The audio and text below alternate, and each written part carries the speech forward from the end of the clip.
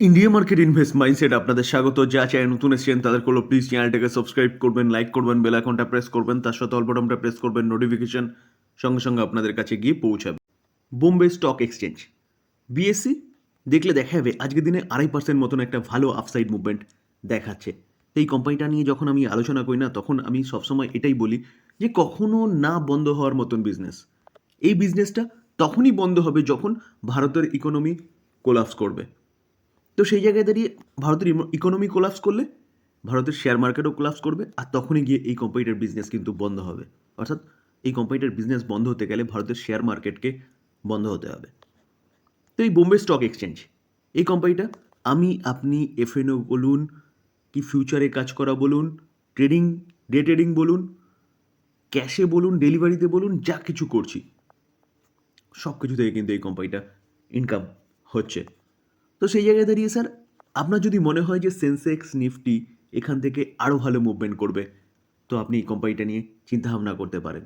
Nifty 1 লাখে পৌঁছাবে বা সেন্সেক্স আস্তে আস্তে 2 লাখে পৌঁছাবে, তাহলে গিয়ে এই কোম্পানিটাকে অবশ্যই ভালো করতে হবে। কারণ পৌঁছাবে কার মাধ্যমে? এর মাধ্যমেই তো, এর মাধ্যম দিয়েই তো।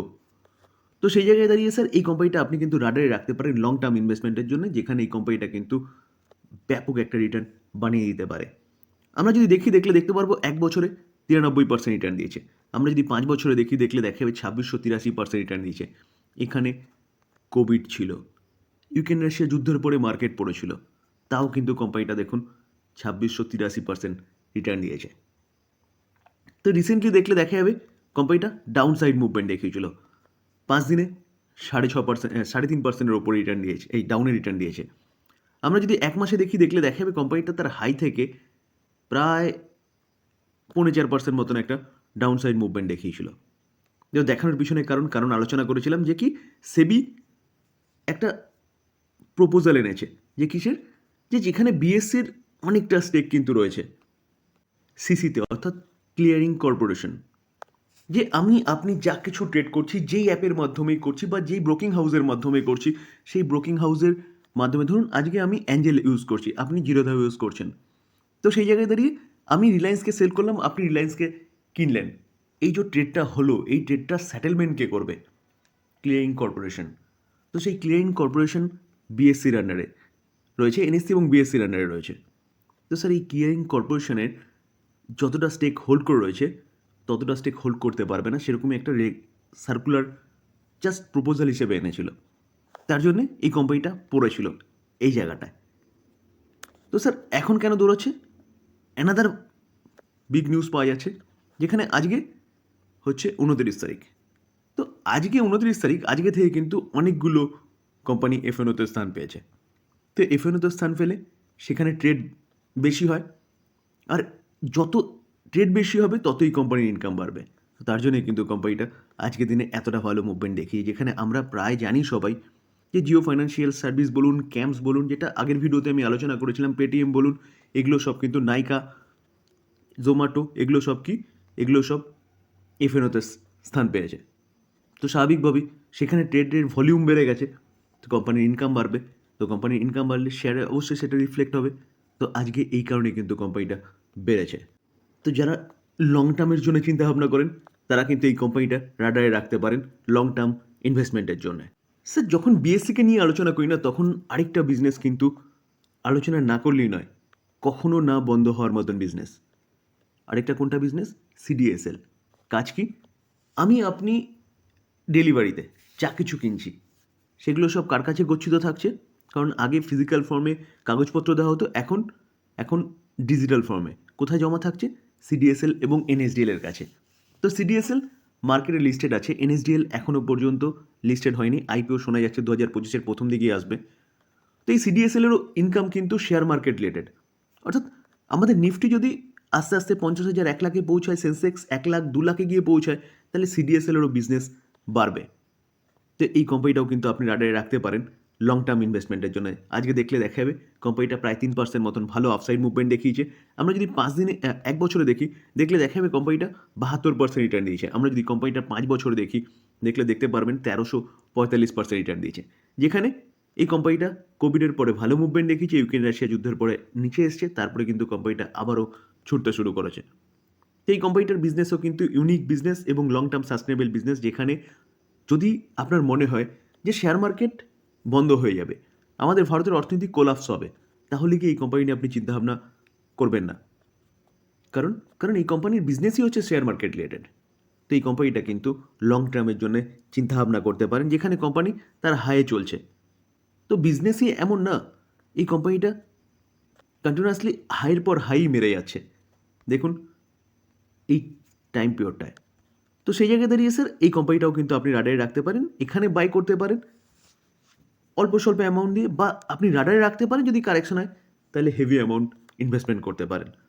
তবে ডিসক্লেমার দিয়ে রাখি, কোনো বাই রেকমেন্ডেশন নয়, ভালো কোম্পানি ভালো করছে, আলোচনা করলাম লার্নিং পারপাস। এবার চিন্তাভাবনা আপনি কি করবেন। অটো সেক্টরের একটা দিগ্গজ কোম্পানি মাহিন্দ্রা অ্যান্ড মাহিন্দ্রা, দেখলে দেখা যাবে আজকের দিনও এই কোম্পানিটা 2.5% মতন একটা ভালো আপসাইড মুভমেন্ট দেখিয়েছে, যেখানে মার্কেট ক্যাপ দেখলে দেখা যাবে 3.61 লাখ কারোর হচ্ছে মার্কেট ক্যাপ কোম্পানিটার। এত বড় কোম্পানি এতটা ভালো রিটার্ন দিয়েছে, দেখুন দেখলে দেখা যাবে কোম্পানিটা এক বছরে 83% রিটার্ন দিয়েছে। আমরা যদি কোম্পানিটার 5 বছর দেখলে দেখা যাবে 460% রিটার্ন দিয়েছে। একটা লার্জ ক্যাপ ক্যাটাগরির কোম্পানি একটা মিড ক্যাপ ক্যাটাগরির কোম্পানির মতন রিটার্ন বানিয়ে দিয়েছে। কোম্পানিটা কিন্তু এখান থেকেও ভালো পারফরমেন্স করতে পারে। কোম্পানিটা প্রাইভেট ভেহিকেলস থেকে শুরু করে হেভি ভেহিকেলস, অফরোড ভেহিকেলস সব কিছুই রয়েছে। তো সেই জায়গায় দাঁড়িয়ে কোম্পানিটা কন্টিনিউয়াসলি ভালো পারফরমেন্স করছে বলে কিন্তু কোম্পানিটা এতটা ভালো রিটার্ন বানিয়ে দিয়েছে, যেখানে এই কোম্পানিটাকে নিয়ে কিন্তু একটা ভালো নিউজও পাওয়া যাচ্ছে। চলুন নিউজটা কি সেটা দেখি। স্যার নিউজটা আজকেরই নিউজ 29 নভেম্বর, যেখানে মতিলাল ওসওয়াল একটা দিগ্গজ ডোমেস্টিক ব্রোকিং হাউস, তারা কি বলছে, তারা এই কোম্পানিটাকে নিয়ে কিন্তু বাই কল দিচ্ছে এবং টার্গেট কি দিচ্ছে 3420। তো কারেন্ট মার্কেট প্রাইস থেকে কিন্তু অনেকটা আপসাইড মুভমেন্টের কথা বলছে। আরেকটা domestic broking house Prabhudas Liladhar, তারাও কিন্তু এই কোম্পানিটাকে নিয়ে বুলিশ এবং টার্গেট দিচ্ছে কত 3456। তো কারেন্ট মার্কেট প্রাইস থেকে কিন্তু অনেকটা আপসাইড মুভমেন্টের কথা বলছে এই ব্রোকিং হাউসটাও। তো স্যার এই কোম্পানিটা কিন্তু আপনি রাডারে রাখতে পারেন লং টার্ম ইনভেস্টমেন্টের জন্য। State bank of India, SBI, যতগুলো পিএসইউ ব্যাঙ্ক আছে না, তার মধ্যে যদি একটা নির্ভরযোগ্য ব্যাঙ্ক বলেন ইনভেস্টমেন্টের জন্য, তাহলে হচ্ছে বেস্ট ব্যাঙ্ক হচ্ছে পিএসইউ ব্যাঙ্কগুলোর মধ্যে কিন্তু স্টেট ব্যাঙ্ক অফ ইন্ডিয়া, যেখানে ব্যাঙ্কটা দেখলে দেখা যাবে দেখুন 838 ট্রেড করছে, আজকের দিনে ফ্ল্যাট টাইপ পারফরমেন্স দেখিয়েছে। আমরা যদি দেখলে দেখা যাবে কোম্পানিটা 912 হাই মেরেছে, সেখান থেকে কিছুটা কারেকশন হয়েছে এবং ট্রেড করছে 838-এ। তো এই ব্যাঙ্কটা রিটার্ন যদি দেখলে দেখা যাবে দেখুন এক বছরে 47% রিটার্ন দিয়েছে। আমরা যদি 5 বছরে দেখলে দেখা যাবে 145% রিটার্ন দিয়েছে। তো এই ব্যাঙ্কটাকে নিয়ে কিন্তু ব্যাপক বড় একটা আপডেট পাওয়া যাচ্ছে। ব্যাংকের চেয়ারম্যান সিএস শেট্টি তিনি কি বলছেন, তিনি বলছেন এসবিআই বিজনেস মে হিট কত 100 ট্রিলিয়ন FY26। তো তিনি এক্সপেক্ট করছেন যে এসবিআইয়ের বিজনেস 100 ট্রিলিয়ন পর্যন্ত যাবে FY26-এর মধ্যে। এটা কিন্তু ব্যাপক বড় অ্যাচিভমেন্ট যদি এসবিআই করতে পারে। তো এসবিআই যদি এই অ্যাচিভমেন্টটা পূর্ণ করতে হয় তাহলে এসবিআইকে কাজ করতে হবে। তো এসবিআইকে কাজ করলে অবশ্যই এসবিআইয়ের শেয়ার ভালো মুভমেন্ট দেখাবে। তো যারা সেফলি ইনভেস্টমেন্টের জন্য চিন্তাভাবনা করেন, তারা কিন্তু এই ব্যাংকটা রাডারে রাখতে পারেন লং টার্ম ইনভেস্টমেন্টের জন্য। হিন্দুস্তান ইউনিলিভার লিমিটেড অর্থাৎ HUL, দেখলে দেখা যাবে এই এফএমসিজি সেক্টরে দিগ্গজ কোম্পানিটা আজকের দিনে 1.21% একটা ভালো আপসাইড মুভমেন্ট দেখিয়েছে।